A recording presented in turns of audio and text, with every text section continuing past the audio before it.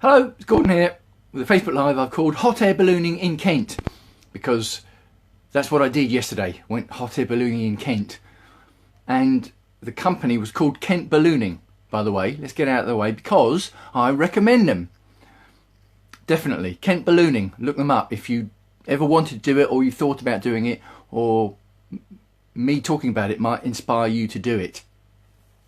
And I had been thinking about where to take my next set of photos, maybe of a sunrise or a sunset, to go somewhere that I hadn't been before. And the idea popped into my head, what about hot air balloon? Because I hadn't done it before. To be honest, I hadn't particularly thought of doing one before. But the idea came into my head, off I went to research, and this company, Kent Ballooning, came up, and it's clear they've been doing it a long time. 20 plus years this pilot's been flying. So that always helps when you've got the feeling that you're with someone who knows how to do it. And they've got lots of information on their site, and I asked lots of email questions, which they were happy to answer as well. Questions like, do we go above the clouds? Really silly ballooning questions for someone who doesn't know what they're talking about. And how it normally works with ballooning is you book a voucher which lasts a year. And then, once you've got the voucher, you then either book specific dates or you ring up on the off chance at the last minute. Because flights get cancelled all the time because it's so dependent on the weather and the wind. Because even though, as the pilot said, he calls himself the pilot, because you've got to do a lot of a commercial pilot's license to be able to fly the balloons. There's not actually, there's only so much that a pilot can do because you're in the wind. So there's very little you can actually do. So anyway, I bought a 1 year voucher, and they come at different price levels. You can have a voucher for a weekday morning, a weekday sunrise trip, or a weekday trip that is either a sunrise or a sunset, or a 7-day-a-week voucher that includes weekends. So I thought, I know, and they go up in price incrementally as well. So I thought, well, why don't I go for the cheapest one, which is a sunrise anyway, should be fun. So I booked the voucher and told a few people about it, and they said, oh, you might get cancelled loads of times. I've been waiting a year, or I know someone who waited 5 or 6 times, and so on and so on. But I looked at the forecast for the long weekend here in Britain, and clear blue skies, hot, sunshine. I thought, why don't I just take my chances? So I emailed and said, I don't suppose you've got anything for Monday or Tuesday, have you? And I got an email back saying, yes, and you're booked in for Monday morning. I thought, great, lucky, hey, lucky.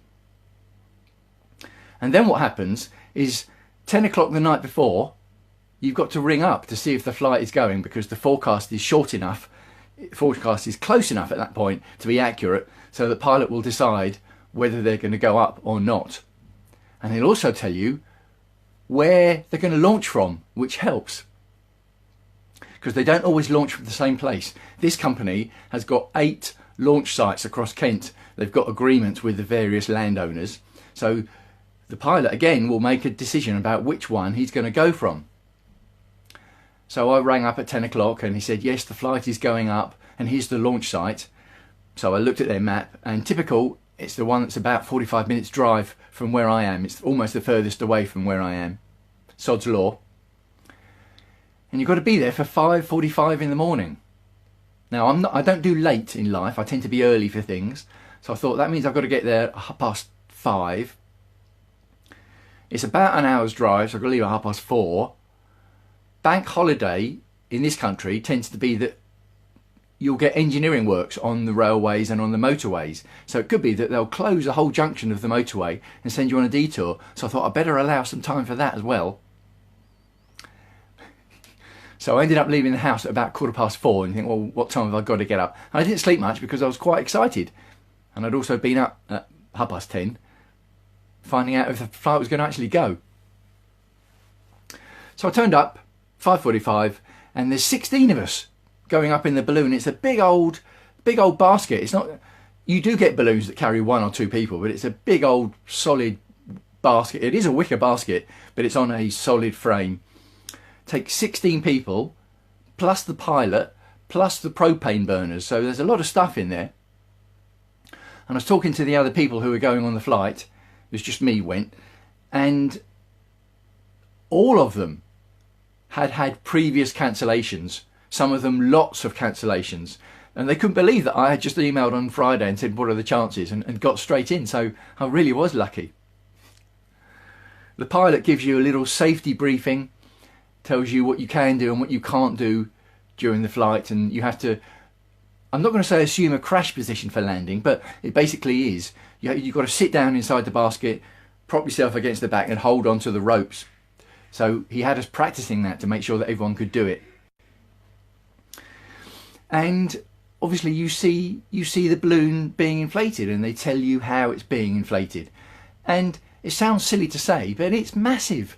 You really don't realise how big it is until you see one being inflated in front of you. And the basket is £20,000 worth of kit, and the balloon is £40,000 worth of kit. And this is stuff I found out from the pilot. They last about 700 hours. And one of the assistants joked that this one had done 698 hours, which we all thought was hilarious. So they replace the balloon on a fairly regular basis, sort of a couple of years. So they're sponsored balloons. And what they do is they use two petrol powered fans to blow air, cold air, into the balloon, which gets it pretty much 3/4 inflated. And then he turns on the propane burners to get some heat into the balloon, which starts to really firm it up and starts to bring it up vertical. And he'd already told us that as soon as it gets vertical, he'll give us the shout, and we all hop in because he wants to take off pretty much straight away, which is what we all did, no problem. All standing in the basket, you can hear the burners burning. And here's the thing about hot air ballooning: when you lift off the ground, it just goes straight up, slowly and gently. If you were blindfolded, you wouldn't know that you'd left the ground, because the base of the basket is solid, so it doesn't flex underneath you. You just drift up. And everyone in the basket was sort of smiling and saying wow immediately as we'd lifted up. And you go up pretty quickly, you don't mess about. So you're above the trees, you can see the sunshine creating shadows through the mist, the newly risen sun. And then you're up high in the peace and quiet, and it is noticeable how peaceful and quiet it is, because you're not battling against the wind, you are in the wind. So there's no noise. The only noise is the burners burning, and they do make a lot of noise when they burn and put out a lot of heat as well, actually. So I was clicking away, taking my photos. Brilliant.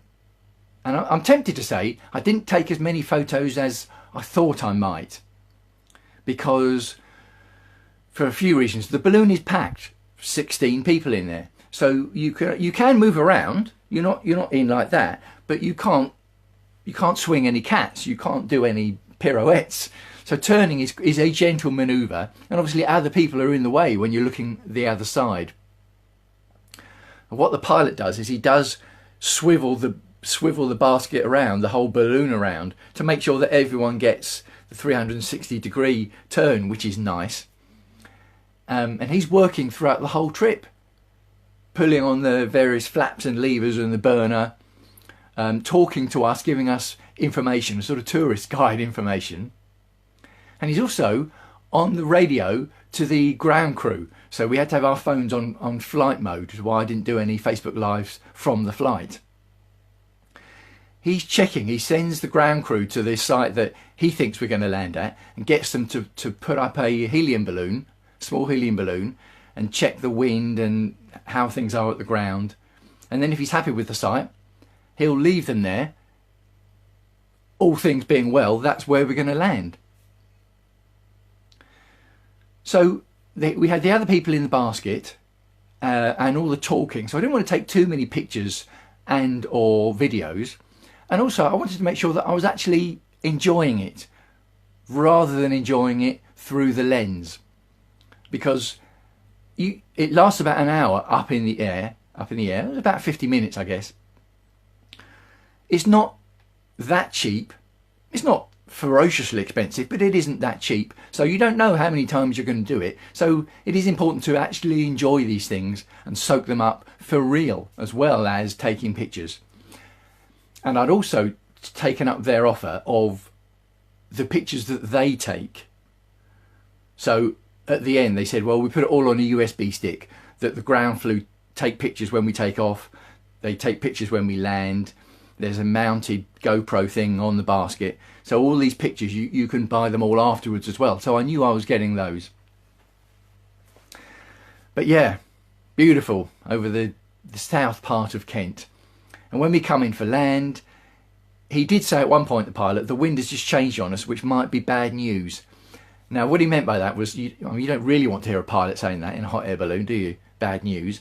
But what he meant was we weren't going to plummet to the earth like a stone, but we might not land in the particular field that he thought we were going to land in, because the wind can change, obviously, instantly, and there's only so much you can do about it. And he said previously he's had to land on roads before, in people's gardens, all over the place. And he was talking to us about the launch sites, and he said the field where I want to land, the landowner is fine, welcomes us, we've got a great agreement.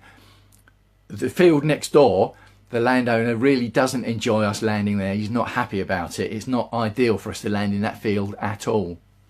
And here's another thing about landing. Even though it was clear blue skies, hot and sunny the whole weekend, the flights on Saturday and Sunday had all been cancelled because the launch sites were just too wet. Because when this big old balloon thing comes down, the basket, the balloon, the 16 people, etc, etc, etc, obviously that's a lot of weight. And when it thumps into the ground, and the ground is saturated, it's going to be a problem trying to recover it, because the recovery vehicles have then got to come on. They might get bogged down. So they did a flight on the Saturday morning, I think, and had problems. So then decided to cancel it for the whole of the rest of the weekend, the Saturday and the Sunday, despite the fact that it was glorious, hot, sunny weather. When it comes to landing, the pilot says there are different types of landing. There's a landing where you basically come back down as gently as you'd gone back up again, all well and good, and the basket remains standing. He said there are slow drag landings where you sort of come in and there's the odd hop or two, and then there's big long drag landings where it's quite bumpy and you're dragged for quite a long way. And as we came in for landing, he said there's going to be a small drag. So because we're sitting down in the basket in the landing position, crash position, the landing position, you don't know how heavy this impact is going to be. But he counted us down so you could prepare for it. 3, 2, 1, and it was only a gentle tap, and then he said a couple more bumps, 1, 2, and that's it. We landed, and because the field we landed in was full of dandelions, we got a shower of these dandelion, what are they called, sprouts or sprogs or whatever. So it's a bit like snowing, so it was a nice little feeling. And then when you get out, they fold up the balloon because it's got to be done in a certain way, but then packing it away is basically chucked in the trailer. So all of us lifted it up and helped to chuck it back in the trailer. And then there's a tradition with ballooning, which I didn't know about, and that is to have champagne after a balloon flight. And apparently that tradition came about precisely because you don't know where you're going to land, and you might land somewhere where in the olden days, not only were people not happy you landed there, they might have thought you had hostile intent. So the idea was you would always take a bottle of champagne, or ideally the local beverage, but it started with a bottle of champagne, and that's been the tradition ever since. So we all had champagne afterwards, a nice chat about the flight. Superb. And it is spectacular because it's so quiet and peaceful up there. You don't feel as though you're up in the air.